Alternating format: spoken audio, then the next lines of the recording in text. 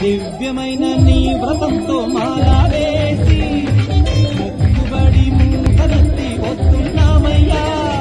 దివ్యమైన నీ వ్రతంతో మాలా వేసి మొక్కుబడి మూటలెత్తి వస్తున్నా